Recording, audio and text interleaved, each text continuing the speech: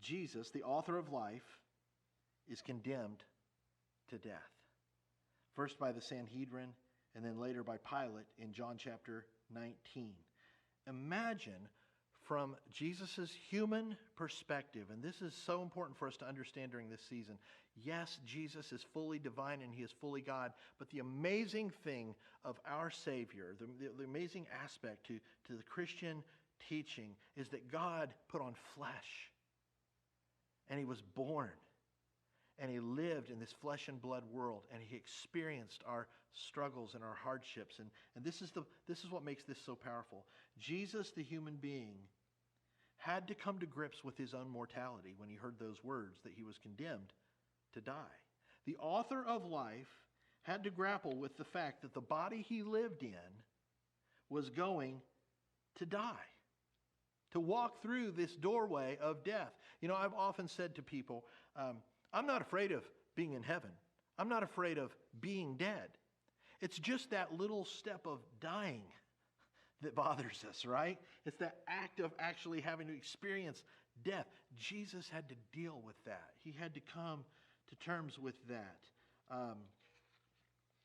No human being thinking clearly or sanely wants to die. We all want to live. And Jesus, the human, he wanted to live. He had that same desire to live that we have. He had friends. He had family. Yes, he had the promise of the resurrection. That's an awesome thing. He taught his disciples before he got to this moment that the Son of Man would suffer, that he'd be handed over to the religious leaders, and that he would suffer and be executed, and on the third day he would rise. And that's awesome. But you know what's amazing? And I don't know that we think about this enough. As followers of Jesus, we have the same promise. We have the promise of the resurrection as well, right? Death is not the end for us.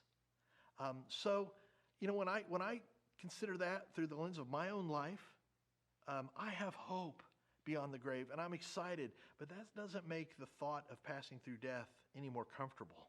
You know, it's still difficult to consider having to walk through that. Jesus in the Garden of Gethsemane, before he was arrested, he said to his Father, if there's any way that this cup can pass from me, in other words, if there's any other way, is there a plan B? Is there any other way besides me going to the cross, besides me having to die? Because if there is, can we please do that, Father? That's my translation. But then he added these awesome words. Nevertheless, not my will be done, but yours be done. And here's the part that I really want us to understand.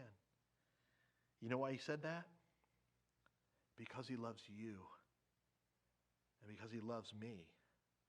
And because he understood that this was the Father's will and this was the way to atone for sin, to pay for sin, to open the door for us to be able to have a Savior and to be made right and forgiven and know God and not just escape hell but have eternity with God because of Jesus' love for us.